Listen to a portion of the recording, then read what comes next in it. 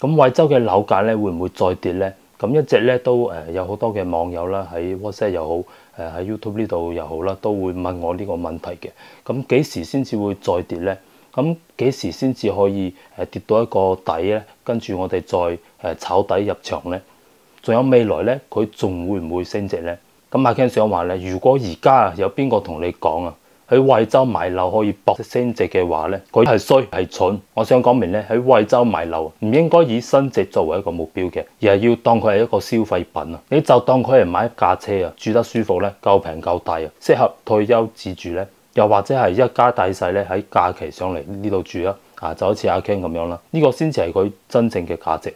大家好，歡迎收睇見機之談，我係阿 Ken，一個喺香港定居，而家喺惠州做地產經紀嘅惠州本地人。今日咧要同大家講一個好現實嘅問題啦，咁亦都係好多 YouTube 嘅地產經紀咧都會好避忌嘅一個話題嚟嘅。咁任何人喺惠州買樓咧，就千祈唔好再諗住升值啦。咁我接觸到好多嘅香港朋友咧，我發現有啲人買樓咧，佢而家仲係抱住一個會升值嘅一個心態啊。但係而家咧現實已經變晒啦。咁今日咧我就用呢條片咧同大家一次過講清楚呢個問題啊。我會由樓市成交嘅數據啦、宏觀政策嘅層面啦，再到惠州貼地嘅一個微觀嘅角度啦，結合我自己由2017年開始接觸惠州地產咧，到而家呢幾年喺惠州生活嘅一個觀察，咁同大家詳細咁樣分析一下咧，惠州嘅樓價究竟係未來點樣一個發展嘅。咁條片嘅時間咧可能會有少少長嘅，但係如果你睇完呢條片嘅話咧，我相信你對成個惠州嘅樓市咧，包括成個大灣區嘅樓市咧，都會有一個更加深刻嘅認識嘅。記得俾個 like 我先啦。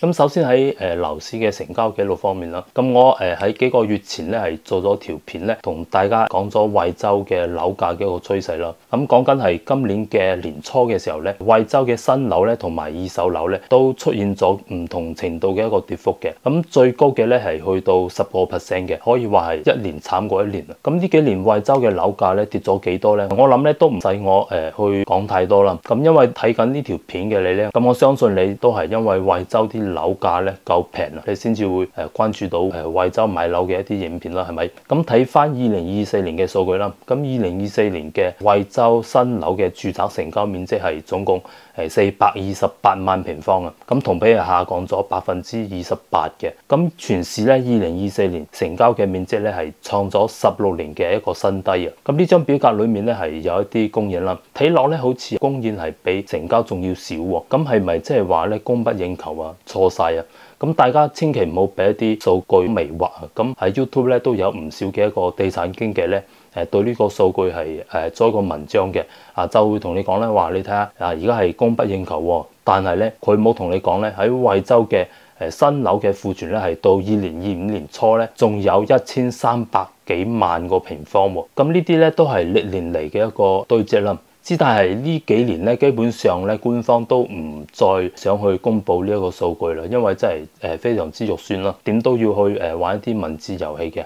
第二 part 咧，同大家講下宏觀嘅政策啦。講到內地嘅一個樓市咧，講緊係好多香港人都關注嘅惠州咧，包括成個大灣區啦。咁樓價會唔會再升咧？咁喺 YouTube 啊，基本上係有兩派嘅唔同嘅意見嘅人啦。咁市場派咧就認為咧，樓價咧會再跌啊。咁包括內地成個大灣區嘅樓價咧，已經到咗一個高位啦。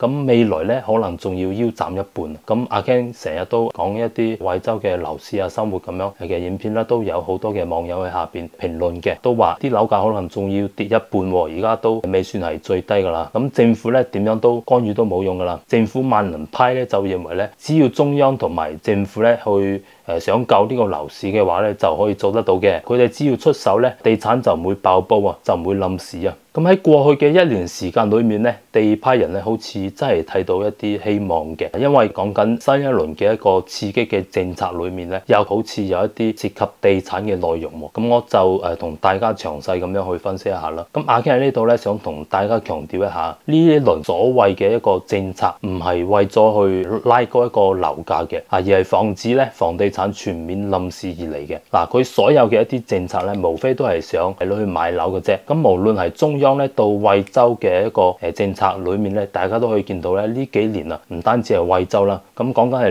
內地好多嘅一個一線城市都好啦，包括係北上廣深啊呢一啲大城市啦，都有唔同程度嘅一個放鬆限購嘅。咁首期嘅比例咧都係降低咗唔少嘅。咁當然啦，惠州都係做緊同樣嘅嘢啦。咁由政府呢2年頻密出台嘅一個政策裏面咧就可以見到啦。咁譬如話降低首期嘅比例啦，取消限購啦，降低一個貸款嘅利率啦，咁同埋設咗係300億嘅一個保障性住房再貸款基金等等呢一啲都好啦。咁睇落好似係利好房地產咁樣喎，但實質上咧只不過係為咗咧第一係降低一個銀行壞賬嘅風險啦。咁講緊係呢幾年咧內地係非常之多一啲叫做發拍房啊，即係一啲發拍房咧去流入到呢個市場裏面嘅。咁阿 Ken 就親身有體會啦，因為我以前有一啲做地產嘅同事咧呢幾年都轉去做一個發拍房嘅。咁因為有市場咧，啲人先至會去做呢家嘢噶嘛，係咪？咁換做係幾年前咧，大家對呢一方面係了解非常之少嘅，同埋呢一類型嘅物業咧係非常之少嘅。咁第二咧，佢係鼓勵更加多嘅人去買樓啦。咁以前首期要30%，咁而家只係需要10%嘅。咁甚至乎咧係零首期啊，低首期都可以上到車啦。咁門檻低咗咁多啊，咁自然就會釋放咗一批以前買唔起樓嘅一個買家啦。咁而家咧就可以入市到嘅。咁同一時間咧呢個政策咧又可以救落一啲本來就唔係幾掂嘅一個發展商啦。咁又可以令到一啲市民咧去買樓嘅，真係一舉三得啊！咁講翻成個惠州啦，我哋可以睇翻過去嘅2023年到2024年1年嘅一個惠州樓市嘅政策裏面咧，同埋惠州新樓嘅一個成交對比嘅圖可以睇到啦。呢個圖表咧係惠州中原地產公司嘅，大家可以見到咧除咗2023年年初咧因為疫情解封嘅原因啦，加埋惠州政府咧係出台咗一啲利率政策嘅，咁取消咗二手單位嘅限售啦，由3年改到1年嘅，即係話你層單位咧買咗1年之後咧就可以賣嘅。咁喺呢啲因素嘅一個結合之下咧，咁2023年嘅第一季度裏面咧的而且確係有一個比較明顯嘅波動嘅。咁後邊大家都可以見到咧，每逢有一啲政策出嚟之後咧，對個樓市嘅一個刺激都係唔係好明顯嘅。咁喺2024年咧，除咗2月份因為過年咧成交係低咗啲嘅，咁喺呢一年基本上都平平無奇啦，可以見到啦。咁而家啲政策咧，對於大部分嘅買家嚟講咧，啲刺激作用真係可以話係微乎其微啦，直情可以話係忽略不計嘅。咁阿 Ken 咧就用翻一個內地而家網絡上邊大家都好常用嘅一句說話啦，非常之搞笑嘅就係講咧，我係因為冇飯食啊，所以我屙唔出屎啊！你唔係諗住俾嘢俾我食，你而家諗住俾啲瀉藥俾我食喎？有冇搞錯啊？呢句說話咧，雖然非常之難聽啦，但係阿 Ken 咧覺得係比喻非常之恰當嘅。咁呢幾年咧，中央政府佢就一直講啦，要房住不炒啦。咁政府都係諗住要脫離長期依賴土地政策嘅一個模式嘅。咁都係諗住要轉型咯。咁譬如呢幾年國家一直喺度推動嘅電動車啦，一啲電池啊、光伏啊呢啲新型嘅產業都好啦，就係因為呢個原因啦。之但係啊，如果你諗住未來嘅樓價咧仲會升值嘅話咧，你真係可以死咗條心啦。或者咧，如果你真係認為以後啲樓價會再升嘅話咧，你可以 pass 呢條片唔睇嘅。OK。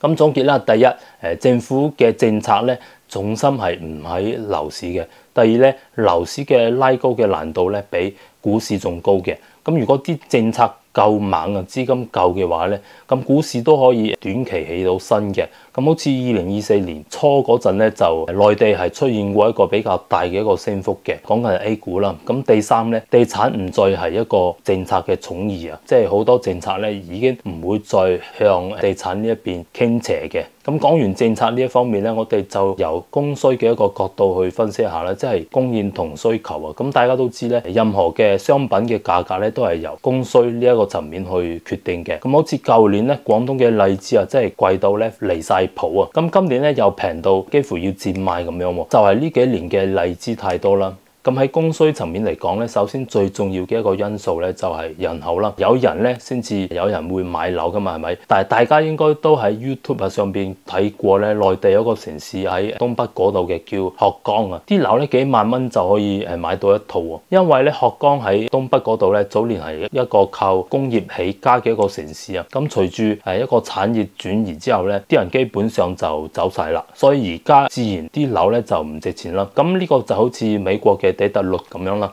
都係因為早年嘅工業咧由興而衰咧，跟住啲樓市咧冧咗嘅。咁喺人口增長率方面咧，大家都知啦，而家內地講緊係全國啊，連續係3年出現咗人口負增長嘅一個情況嘅。咁年輕人咧大部分都生育意願低迷啦，結婚啊同埋彩禮買樓嘅一個壓力咧，同埋工作就業而家嘅情況又唔係幾好啦，各方面嘅原因咧就引致咗好多嘅年輕人咧都唔想結婚嘅，更何況係生 BB 啦。就好似阿 Ken 呢個年紀30幾歲咧，其實喺內地而家都非常之多身邊嘅一啲朋友都好啦，佢哋都仲未結婚嘅。但係之前可能早幾年咧，大部分人都係20零歲都已經結咗婚啦，同香港嘅情況係非常之唔同嘅。喺咁樣嘅情況底下咧，如果未來一個城市佢嘅人口冇上升嘅話咧，甚至乎係負增長咁樣嘅情況底下咧，咁呢個城市佢啲樓價就一定係冇得掹噶啦。咁好彩咧，惠州作為一個大灣區嘅城市啦，又因為喺深圳隔離咧，咁呢幾年都算係食到深圳人口增長嘅一個紅利啊。咁畢竟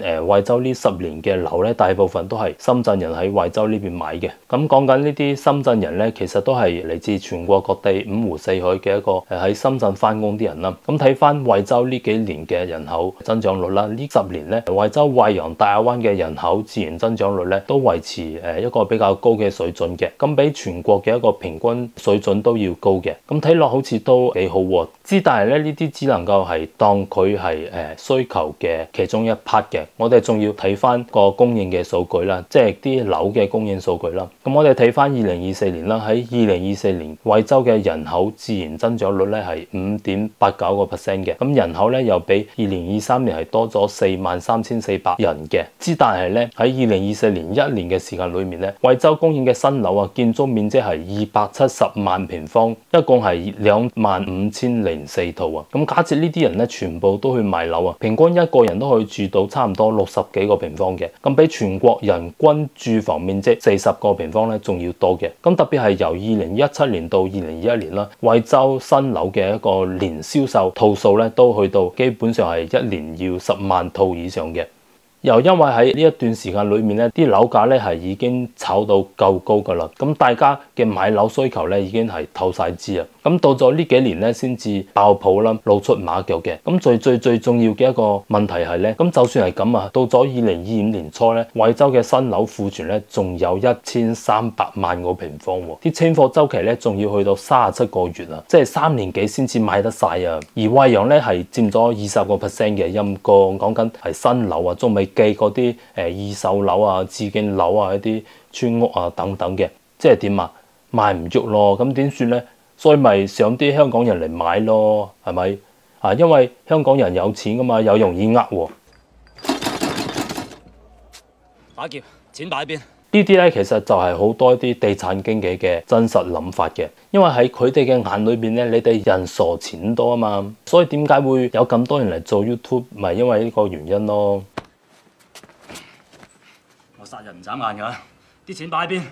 講啊！咁都未算完啊！惠州仲要喺2025年咧計劃再推出大約215萬平方，大概係2萬套嘅一個新樓啊！咁而家惠州係有600幾萬人啊，而惠州嘅面積咧又非常之大啊，可以做5-6個深圳咁多啦。兼且啲樓價呢幾年都係逐年降低嘅。咁如果600幾萬人都係有買樓需求嘅話咧，咁點解仲會有咁多嘅樓賣唔喐，有咁多嘅庫存咧？係咪？所以喺惠州咧有咁多嘅樓賣唔出，點樣升值咧？咁講完宏觀政策咧，同埋供應需求呢一方面咧，阿 Ken 就想同大家傾下咧。呢幾年我喺惠州嘅一個親身體驗嘅。咁呢幾年咧，成個惠州嘅就業環境咧係非常之差嘅。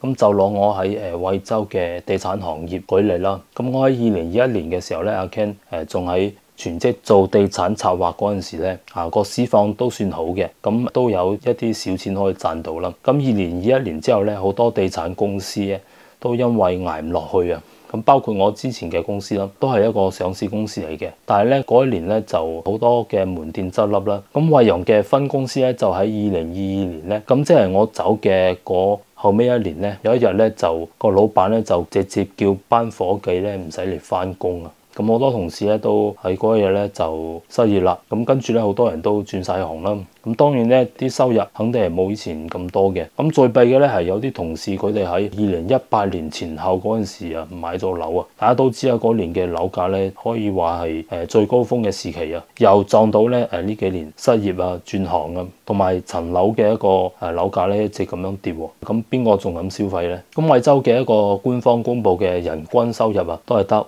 5800幾蚊一個月嘅。講緊係私人單位啦，只係好多嘅我身邊嘅朋友咧，其實佢哋都係冇呢個數嘅。咁換言之啦，就算係而家啲樓價再跌都好啦，好多嘅年輕人咧，如果佢哋係冇屋企人嘅扶持嘅話咧，都好難去買得起層單位嘅。咁同埋其實好多嘅本地人咧，佢哋對買樓呢一方面係冇乜需求嘅，因為好多人咧其實佢係已經有樓啊，或者係一啲自建樓嘅。咁最尾咧，阿 Ken 同大家總結一下啦，同埋俾翻一啲最中肯同埋最實際嘅一個建議咧，俾翻一啲想喺惠州呢一邊買樓嘅香港朋友嘅。啲樓價咧未來好長一段時間咧，你真係唔使諗住佢會再升噶啦，但係咧都未曾會跌到去一個白菜價咁誇張啦。係咪？阿 Ken 認為咧，就未來惠州樓市咧會出現一個一字形嘅走勢嘅，咁會持續再下跌一段時間。咁啲樓價會唔會再升咧？就佢會一直橫行好多年啦。咁呢種走勢咧就好似90年代嘅日本咁樣啦，啲樓價泡沫爆泡啊，咁之後咧由築底啊，再橫行幾十年咧，到而家都仲未翻轉以前嘅一個巔峰時期嘅。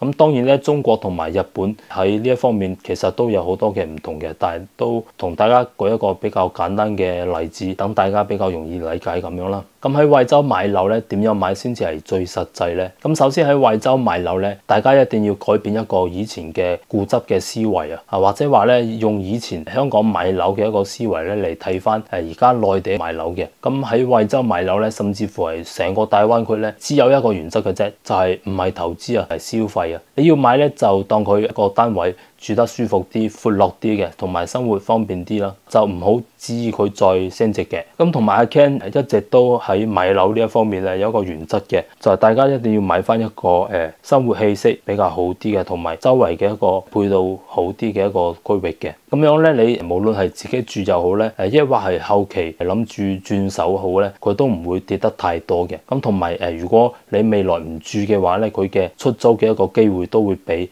其他嘅一啲地區好多嘅。咁當然啦，一啲配套比較成熟嘅一啲樓盤咧，一般都會貴少少嘅。咁好似而家講緊嘅星河單體啊、翡翠山呢一啲啦，呢一層咧大家一定要多去考慮嘅。咁今日條片咧就到呢度啦，多謝大家時間收睇。如果你諗住喺惠州買樓，又唔知點樣揀區、點樣揀樓盤嘅話咧，可以揾阿 Ken嘅。我做惠州地產策劃出身嘅，熟晒惠州成個區嘅一個發展同埋各個樓盤嘅。咁我會用香港人嘅一個角度咧，同你諗清楚，買得安心唔中伏。咁今日條片咧就到呢度。咁喺今日條片嘅影片說明入邊咧，我會留低自己一個 WeChat 同埋 WhatsApp 嘅。咁歡迎你1對1同我查詢嘅。如果你中意阿 Ken 今日條片咧，歡迎你 subscribe 我個 channel 同埋俾翻個 like 我，多謝。我哋下期節目再見，拜拜。